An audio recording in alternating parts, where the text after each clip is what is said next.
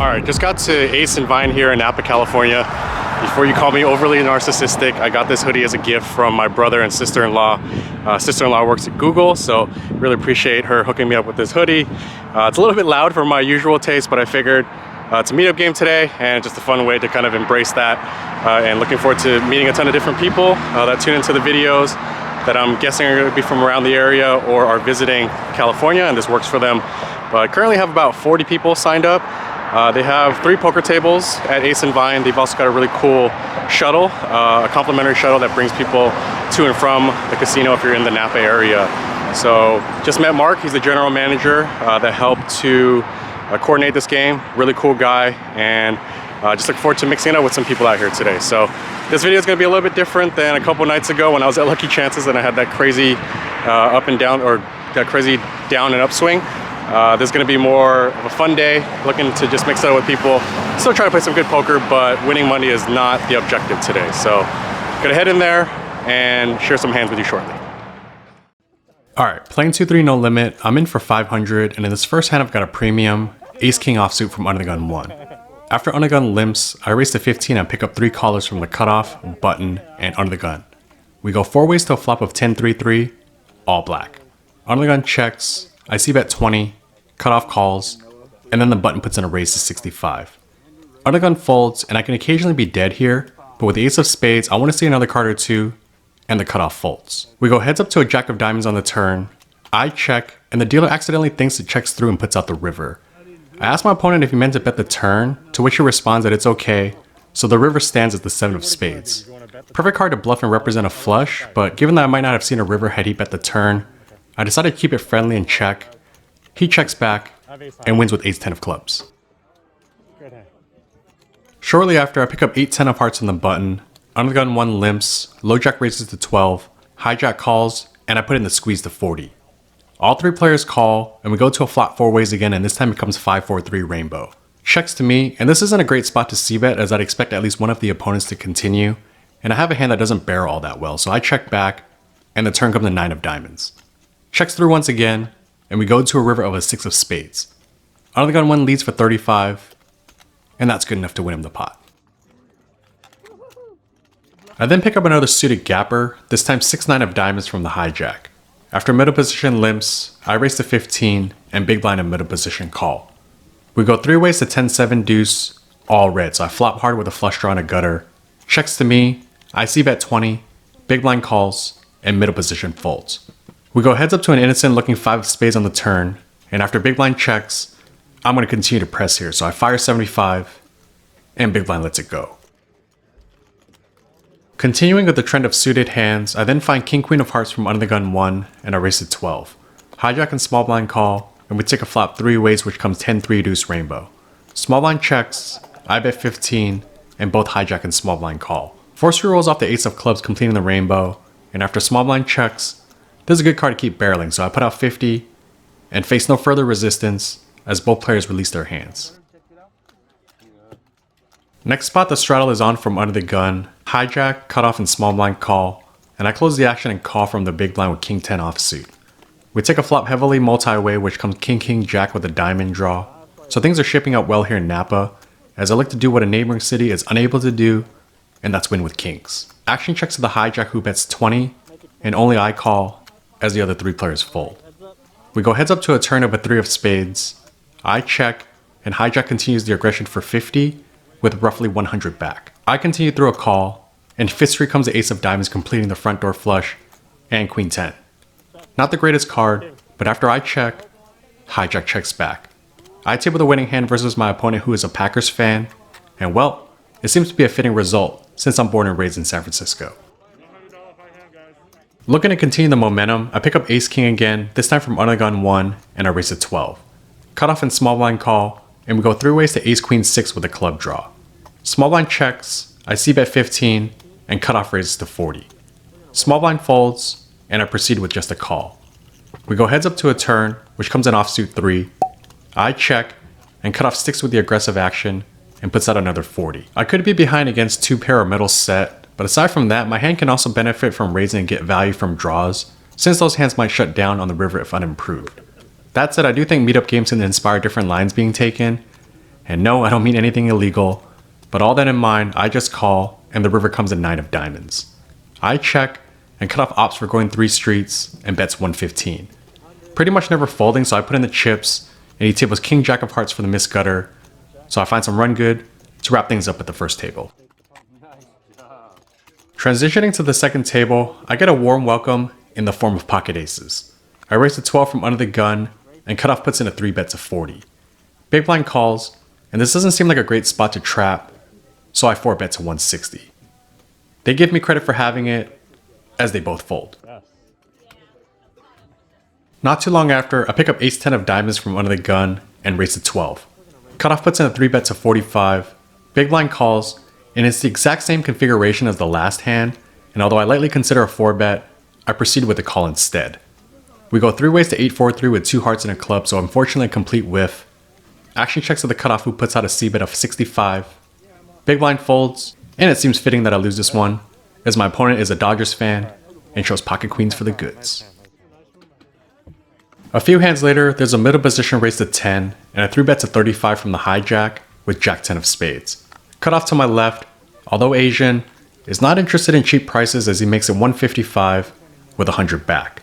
Folds back to me, and although I've got a really good looking hand, I am one that likes a good price, and this one ain't it.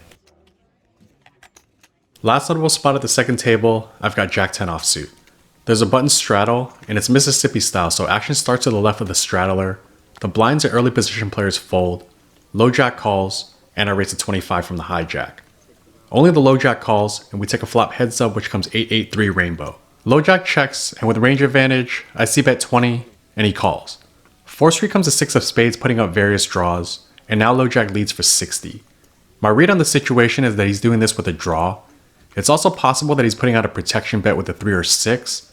All that in mind, I'm going to continue playing this like an overpair, and I raise to 200. After a bit of thinking, he calls with 175 back, and we go to a river, which comes another 8.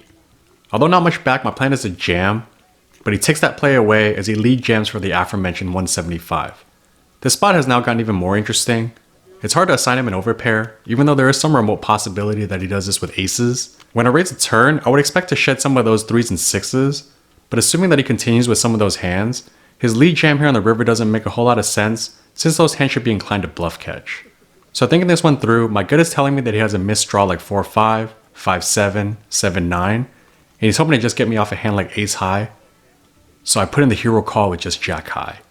He tables ace 6 offsuit for the full house. So yeah, read that one wrong completely, but the good news is that the punt recipient is a nice family man, and he actually uses a card protector that his granddaughter bought him, so I thought that was pretty cool. Maybe he'll watch this and pay some of that forward and pick up another card protector. Might be wishful thinking like the Niners going to the Super Bowl.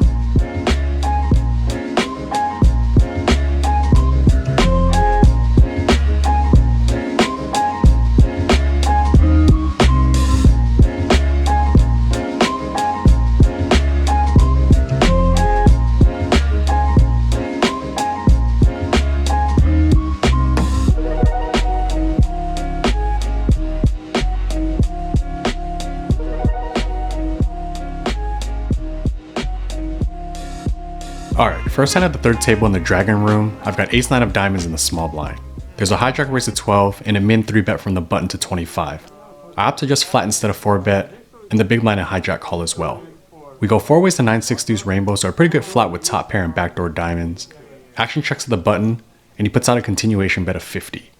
Given that he was a pre-flop aggressor, he has all the overpairs available, so I proceed cautiously and call. The other players fold, and we go heads up to a board pairing deuce. I check, and my opponent checks back. Now feeling like I have the best hand, we take a river, which comes a king of diamonds, so not the ideal card. I check, and he rips for 182.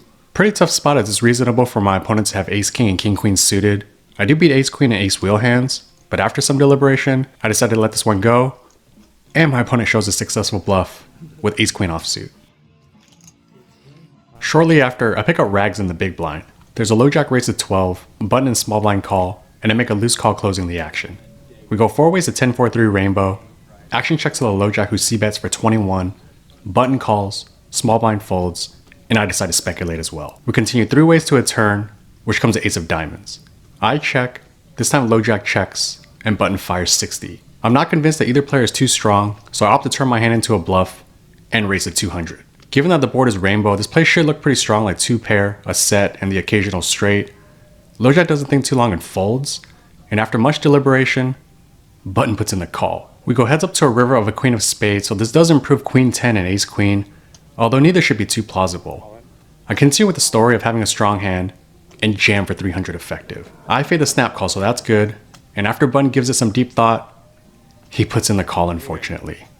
He wins with ace 5 of hearts. I then reload for 800, and the next notable hand comes when I have king 7 of clubs in the big blind. Low jack limps, cutoff raises to 20, I call, and the low jack calls as well. We go 3 ways to king 9-5 rainbow, checks to the cutoff who c-bets 30, and with top pair no kicker, I proceed with the call, and low jack calls as well. Force comes a 10 of clubs completing queen jack, and surprisingly, action checks through.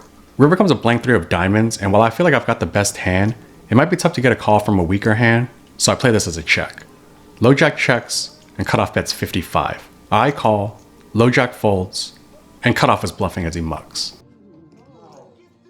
I then pick up another suited king, this time king jack black. Under the gun 1 raises to 15, and I 3-bet to 50 from the button. Under the gun 1 calls, and we take a flop heads up which comes 8-6 deuce, giving me a flush draw. Under the gun 1 check calls my c-bet of 40, and we go to a turn of a king of hearts improving me to top pair. Under the gun 1 opts to lead this time, for a bet of 45 with around 300 to 400 back. With a bit of a stranglehold on this hand and being in position, flatting seems fine, but I opt to raise to 200 instead to target draws, and if he has a pair, he may put me on a flush draw and feel compelled to continue as well. But after weighing his options, he decides to fold. Not too long after, I find another Broadway holding, this time ace queen offsuit. Hijack limps, and I raise to 15 from the small blind.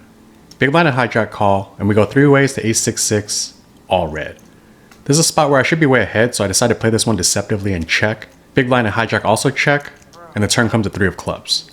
I check, and this time big blind bets 30. Hijack folds, and I just call hoping to get more value on the river, which comes to 7 of spades. 4-5 does get there, but after I check, big blind checks back. And that's going to make it 3 wins in a row after the 4 deuce disaster. Next spot, I pick up ace queen again, and with the button straddle on, small blind folds, big blind calls, and low jack raises to 22. With all the dead money, it feels like a mandatory squeeze, so I make it 75 from the cutoff.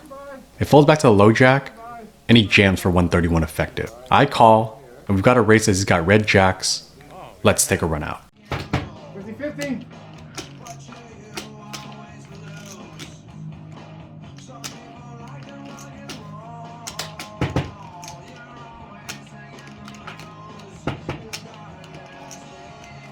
Unfortunately, I can't find an ace or queen, and this guy must be a disciple of Brad Owen, as he finds the right way to play jacks, and scoops this one.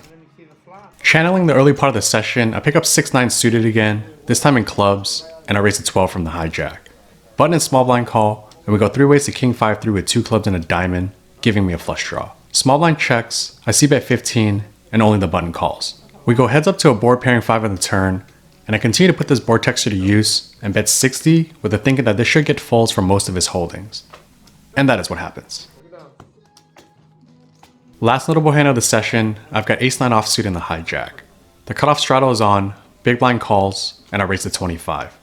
Only the cutoff straddler calls, and we go heads up to 7-7 deuce rainbow. I c-bet 20, and cutoff calls. 4-3 comes the king of spades, and I opt to keep betting, this time for 60. This is designed to be a merge type of bet in an effort to get value from spade draws, or get folds from better aces and small to medium pocket pairs. And after thinking it through, cutoff puts in the call. River comes to jack of diamonds, and now checking feels appropriate with the hope to show down the winner, or consider a hero call if needed. Cutoff decides to check it back though. I announce ace high, and that's no good as he tables a solo act.